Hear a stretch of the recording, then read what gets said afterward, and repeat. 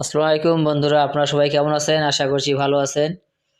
রাবেয়া ফার্নিচারের পক্ষ থেকে আপনাদেরকে জানাই আন্তরিক অভিনন্দন ও শুভেচ্ছা। তো চলে আসলাম একটা ভিডিও নিয়ে। দেখেন, এগুলাকে বলে এল শোকেস অথবা এক পাল্লার শোকেস। এগুলা পুরা মেলামাইন বোর্ডের তৈরিকৃত প্রোডাক্ট। এটা হচ্ছে সানটিক কালারের একটা বোর্ড, মেলামাইন বোর্ড। আর পাশে যেটা দেখছেন এটাই হলো এক পাল্লা শোকেস। দেখেন, তো এত সুন্দর সুন্দর প্রোডাক্টগুলো আপনারা পাচ্ছেন রাবেয়া ফার্নিচারের কারখানা এবং শোরুমে। আমাদের কারখানার ঠিকানা হলো দক্ষিণ বাহাগিলি ঘাটের পার, বাহাগিলি কিশোরগঞ্জ, নীলফামারী। এটা হচ্ছে অ্যান্টিক কালারের বোর্ডের তৈরিকৃত একটি প্রোডাক্ট। এগুলোকে বলে এল এল শোকেস অথবা এক পাল্লা শোকেস। তো একটা প্রোডাক্ট তৈরি আসলে এত সহজ না। দেখেন, এই প্রোডাক্টটা তো এগুলো এল শোকেস বলা হয় এগুলোকে। তো একটা প্রোডাক্ট তৈরি করতে আসলে কত পরিশ্রম করতে হয়। প্রথমে বোর্ড কাটিং করতে হয়, তারপর রেজিন লাগাতে হয়, তারপর পেস্টিং করতে হয়।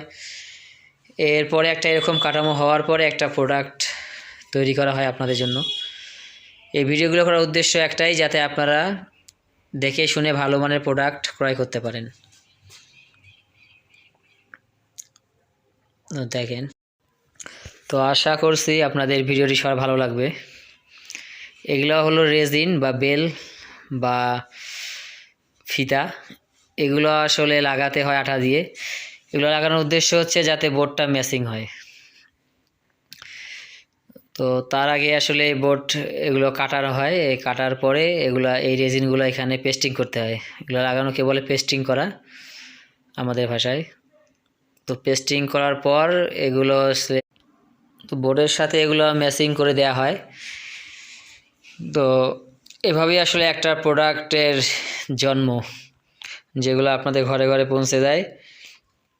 আর রাবেয়া ফার্নিচার সবসময় বিশ্বাস করে যে ক্রেতাদেরকে ভালো মানের প্রোডাক্ট দিতে হবে এবং দীর্ঘস্থায়ী, এবং কিভাবে কম দামে ভালো মানের প্রোডাক্ট দেয়া যায়, এটাই রাবেয়া ফার্নিচারের লক্ষ্য এবং উদ্দেশ্য। তো আপনারা সবাই ভালো থাকবেন, সবাই আমার জন্য দোয়া করবেন। সকলের সুস্বাস্থ্য কামনা করছি। তো যারা যারা ভিডিওটি দেখলেন তাদের সবাইকে অসংখ্য ধন্যবাদ। আল্লাহ হাফেজ। আসসালামু আলাইকুম।